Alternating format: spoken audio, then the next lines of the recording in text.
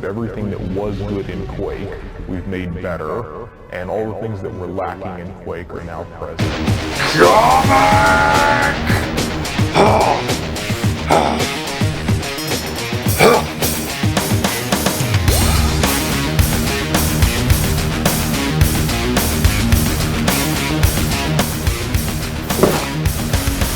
Remember when I said that Rage wasn't the worst id Software game?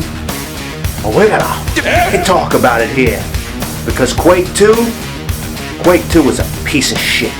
And this might blow your mind, because a lot of people enjoy Quake 2, but I'm here to tell you, a lot of people are stupid. Get out of my face.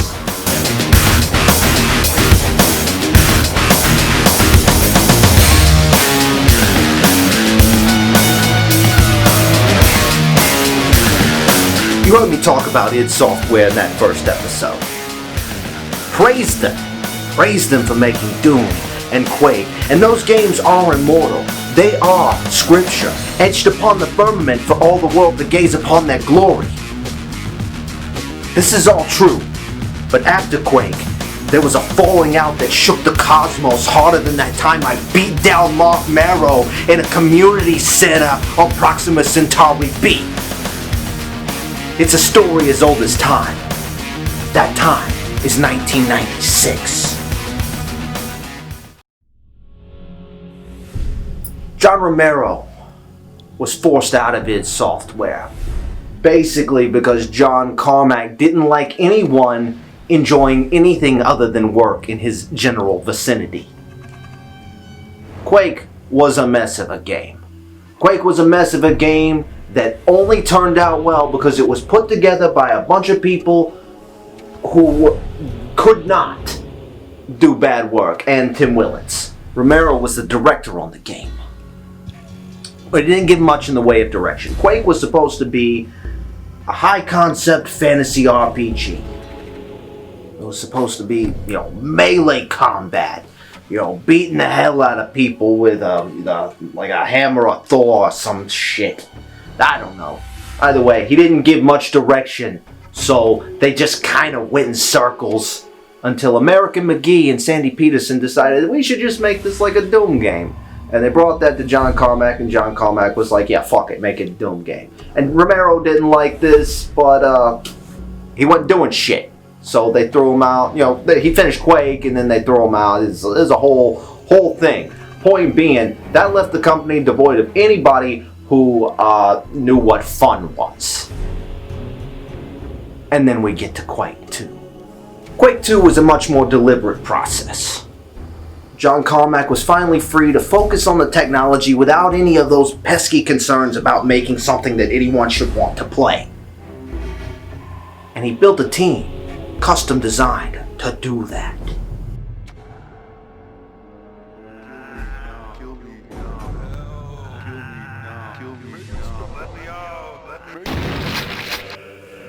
The product of a couple of years' work was an engine that was honestly incredible for the time. id Tech 2 was a technological marvel in 1997, no question. And the game that it was made for, Quake 2, was a serviceable tech demo. That's all this thing is. Roll the supercut.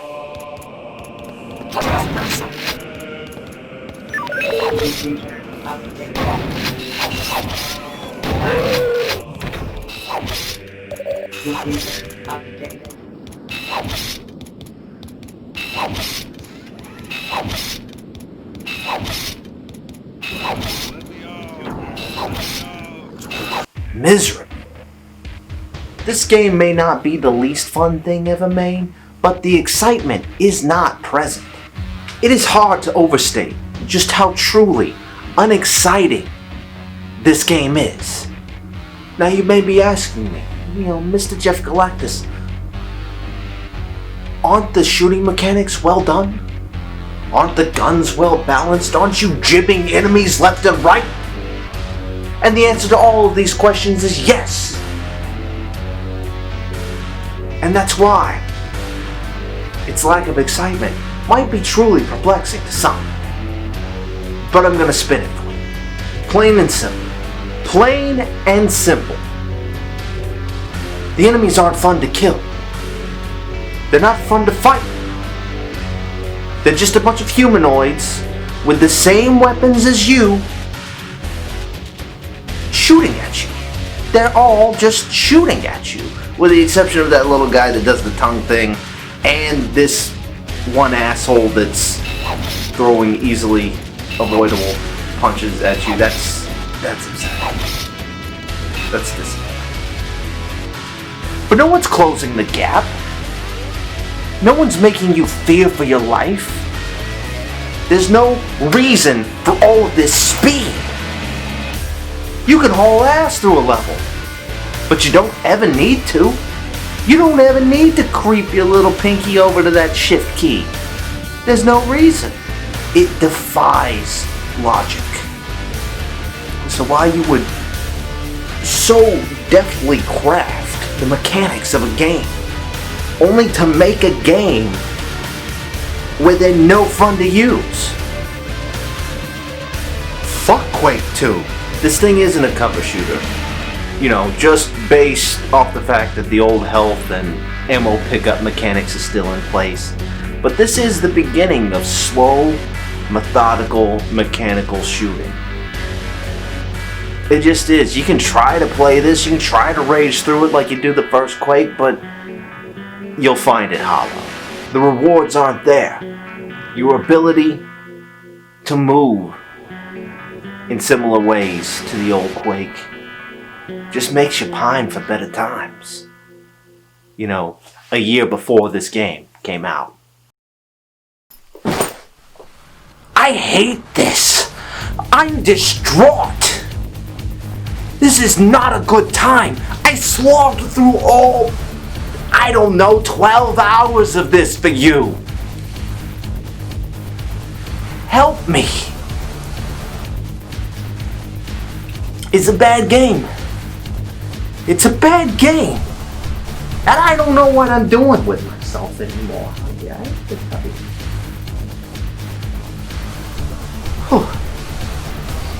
You have to excuse me. Ever heard a song so cool that you just thought that whatever you were doing in that particular moment was the coolest thing ever because of that song? It's like when the Freebirds would come out to Georgia on My Mind, and people would forget that Michael Pussy Shit Hayes was the worst thing to ever happen in simulated combat. Or that time Meatloaf's Paradise by the Dashboard Light came on while I was jaywalking in Galveston, Texas, and I just thought that that was where I belonged. You know, until I sobered up and walked in on a Bon Jovi cover band who had the nerve to charge a cover.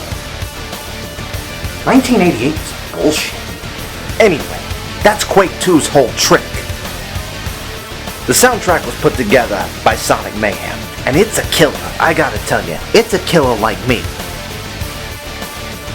You've heard a tune or two from it if you watched the Rage episode, namely the track Rage, which I thought was fitting, considering that the actual soundtrack to Rage is actually more dull than the game itself. Ridiculous. So sometimes you're playing this game and you're tricked into thinking that you're having a blast, just because it is a wild-ass soundtrack. But you're not having a blast. You're not having any fun at all. John Carmack once said that story in a game is a lot like story in a porn movie. It's expected to be there, but it's just not that important. I have a little bit of a different viewpoint, you know. I always say that the story in a game is for the illiterate. You know, you can put it in there, but anyone that cares is a loser. You know what, I didn't want to do this again, but we have to listen to Tim Willits. We have to listen to him talk about making Quake. Because it's relevant, not because it's interesting. Fuck that guy. Fuck this guy. Listen. We had something amazing with Quake, but the story was all over the place. So we really wanted to focus the design, we wanted to focus the story, we wanted to make the game more engaging. Quake 2 replaces anything that was kind of cool about the setting of Quake 1 with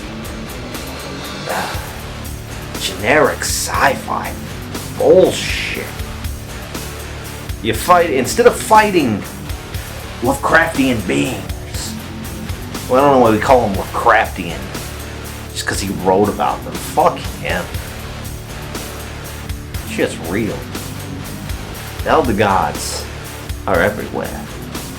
Anyway, I digress. We jettison that so that we can fight the Strogg. And then the Strogg concept, which was another desire to unify the creatures. Like in Quake, the creatures were all over the place. It's not so great for a single-player, story-driven type game. You know, what are the Strogg? The cyborgs with a hive mind conscience.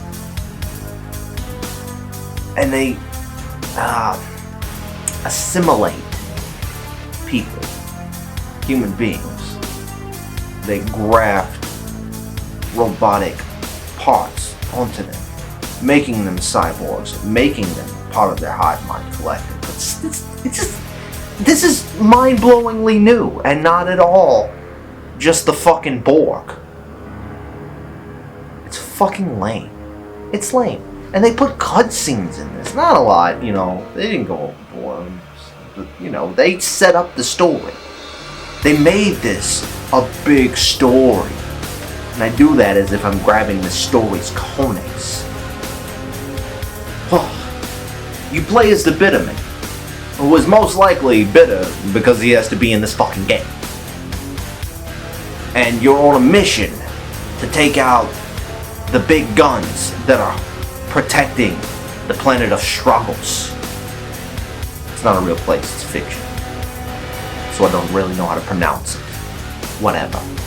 I do know how to pronounce every planet that actually exists. Thank you very much. It's really a parallel to the Guns of Navarone, the old movie, where the Allies have to destroy the guns, you know, so the Allies could land on Beachhead during World War II. That was really the entire inspiration and story of Quake 2. There's two key differences between Quake 2 and the Guns of the Navarone. One being that the Guns of the Navarone is set during World War II, and this is obviously a science fiction space story.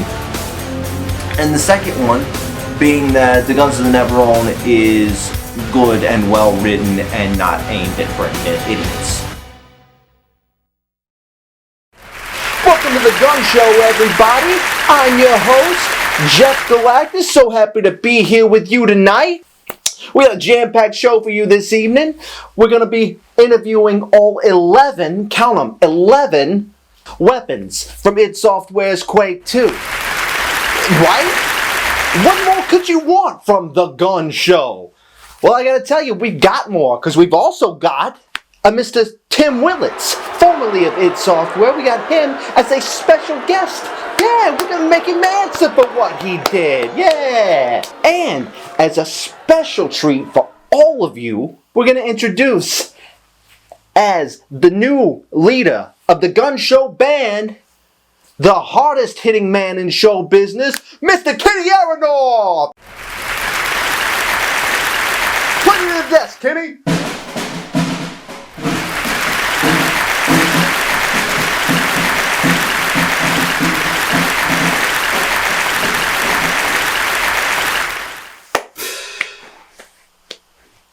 Wonderful. Absolutely wonderful. Thanks for the pomp and circumstance.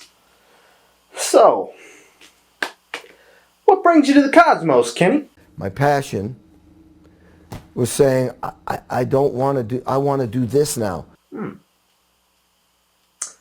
Yeah, that's real nice, Kenny. You know, honestly, you do my band more honor than they deserve. Appreciate you being here. We're gonna go ahead and welcome our first guest. Joining me now is Quake 2's The Blaster.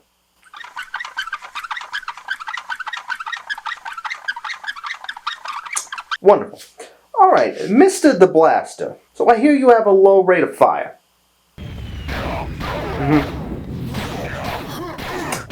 Ineffective damage is what it says here. Yeah? Do you think that's fair? You don't have any answers to these accusations. Okay. Oh. Infinite ammo. Infinite shitty ammo. Pass on this thing. Piece of shit. You're going to want to find the shotgun as quickly as possible. 0 out of 5 stars. Get the fuck out of here. Joining me next, we have the aforementioned shotgun. Alright, Mr. Shotgun. Mr. Shotgun.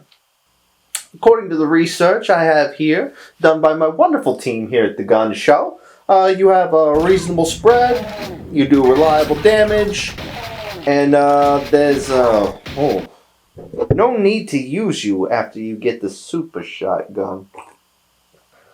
Tough break there, tough break. But you're okay, give you a 3 out of 5. Next, we have the aforementioned super shotgun. According to the research, you have fantastic spread, feels good to use, feels good blasting motherfuckers. Great, wonderful. It's now like hashtag Kenny. Session drummer, hashtag touring drummer, hashtag... Kenny, I'm trying to do a show here. Okay? Could you keep it down? Keep the chatter to a minimum. That's all I'm saying. All I'm saying. Hashtag actor. No, I appreciate your services. I do. So, yeah, you do heavy damage. You blast motherfuckers away. You're an absolute workhorse of this game. Let's see some of your hits. Oh! Beautiful. Beautiful. It's important to note here that both of these shotguns are better than their Quake 1 counterparts. That doesn't make up for anything. Super Shotgun, 5 out of 5 stars. Let's keep it moving. Next, we have the machine gun. See, the nail guns from Quake 1 are gone. We had to replace them with these bog standard machine guns. The recoil here fucks up your firing. Knocks your aim off, which is maybe realistic, but, kind of shit. The model is shit. That's boring. Look at that. The damage is unimpressive, and it is absolutely outstripped by the next weapon. So 0 out of 5, fuck off. Next we have the chain gun. Would you agree that it's fair that we are just rehashing Doom weapons at this point? Yeah? Okay. You might be a little OP, according to this study here. That's one of the toughest enemies in the game. But you're reliable, so you're pretty core to the Quake 2 gameplay, so 4 out of 5. I'm done with you. Move on. When I played with Letterman, I was really nervous because when I played with not with a band, but in the band, and there's all these... Kenny. Paul sent me like 300-400 Chief. songs to learn. I'm running a show here. Can this not wait? Who are you talking to? Alright. Moving on. I'm not going to let it get to me. We'll fix it in post. Here we have, sorry to keep you waiting, Mr. Grenade Launcher. You are as good as the Quake 1 Grenade Launcher. You are useless in Quake 2. You're probably good in multiplayer. It's about 20 years too late for that, though, wouldn't you say, Chief?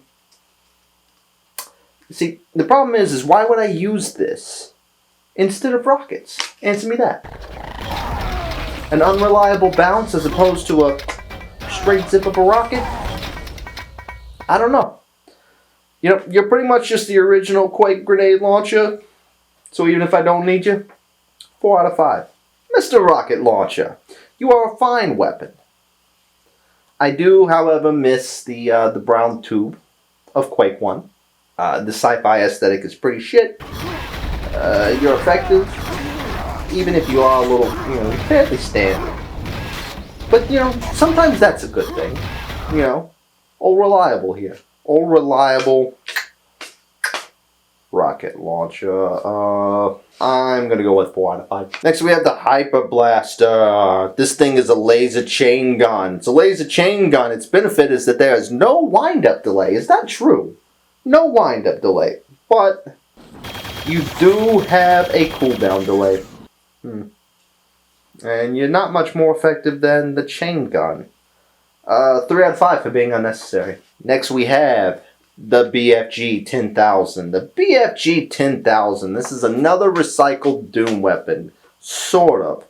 It might be the BFG 10,000 as opposed to the 9,000, but it is not an advancement on the BFG 9000. That I can promise you. It is just a big slow orb with a decent area of effect. Do you think this is all fair? Do you feel like you're getting sandbagged here?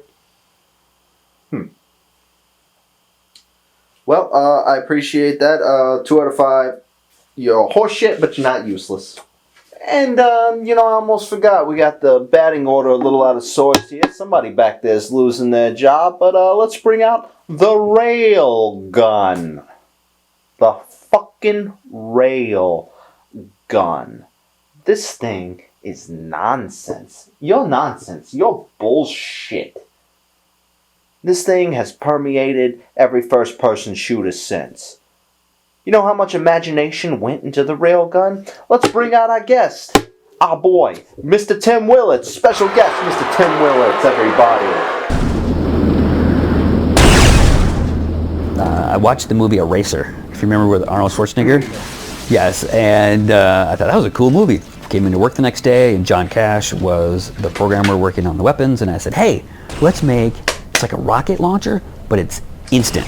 And then we'll make a twisty thing just like the movie Eraser. Shit. 0 out of 5. Fuck you, Willits. And last but not least, we have the hand grenades. I think you're useless. I think you're even more useless than the grenade launcher, and I don't know why you're here. I guess Willits has something to say about this. Yes, Paul Steed came up with the grenades. He was our only animator at the time. But yes, grenades, and you could throw them. Yes, that was pretty advanced gameplay at the time. I think with Fogarty once on tour, he wanted Pretty to have advanced this gameplay modern for sound the time. down on the corner. So I had Indeed. Kenny! my acoustic kit. I had integrated. Would you get the fuck out of here? No! No. Yes, I was very happy to have you. I was. But you're full of bullshit, man. It's unprofessional. You take your ass back to Earth, and we'll deal with this later. Yeah, I'll send the check. It will take a while, yes. The Postal Service is not great out here in the cosmos. Fuck you, Kenny. Look, John Carmack is one of the few people on your planet that actually deserve to be called a genius. You know, fuck Bill Gates. That dude wrote BASIC on a hobby computer in the fucking 70s and then has been coasting ever since. He didn't make DOS, he bought DOS. Windows was a ripoff. He's not a genius. He's an asshole. Steve Jobs? Steve Jobs didn't invent anything. He's not a genius. He's an asshole. Point is, John Carmack, legitimate genius. But John Carmack, look, I don't want to call the man a sociopath. That is a reading you can get off of him, sure. Plenty of people say he just doesn't understand human beings. I know a lot of things, but I don't know the man personally. So I'm not going to give you an armchair psychological evaluation of the man. But it does seem like he's kind of just focused on what he's doing and doesn't really care about anything that goes on around him. I think he'll tell you that. And that led to kicking out the people that made games fun in his company, because he just got tired of them having fun. And that leaves you with people that aren't going to do anything fun. And when you do that, they make Quake 2. You know, I'm not a Romero apologist. I don't know him either. But I do know he made the fun games. Take from that what you will. But for my money, id Software did not make a fun game after John Romero left until after John Carmack left. So here's the list. Quake 2, not very fun. Quake 3 Arena is fun, but you get that fun from playing with other people. It's multiplayer only. It's only as fun as the people you play against. It's decently balanced, but you know, it fucking better be. They had been making that kind of game for a good long while at that point. After that, you get Doom 3. Doom 3 is not the worst game in the world. You know, we're not going to talk about it here, because I'm not going to shit on it, and I'm not going to praise it. After that, Rage. We've talked about Rage. Rage was 2011. John Carmack leaves in 2013. And then Doom 2016, Doom Eternal. Both done without John Carmack. Make your own judgments. But Quake 2? Quake 2's a piece of shit. I hate this thing. It's got a wonderful engine, terrible game. And you know, there are probably worse things on the Quake 2 engine. And I know what a lot of you might be thinking. Yeah, John Romero made one of them. Let me tell you something. I've played Daikatana. I've beaten Daikatana. I've played Quake 2. I've beaten Quake 2. I'd rather play Daikatana. Fight me about it on the internet.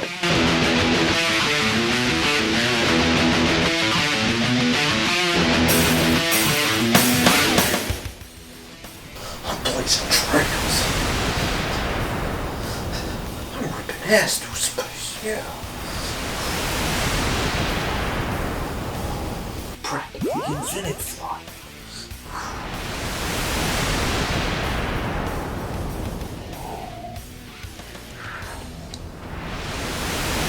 Steer.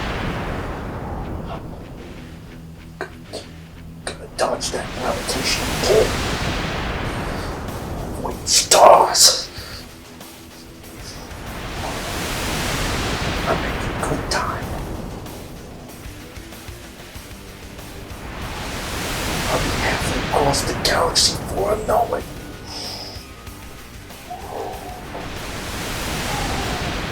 You're a fucking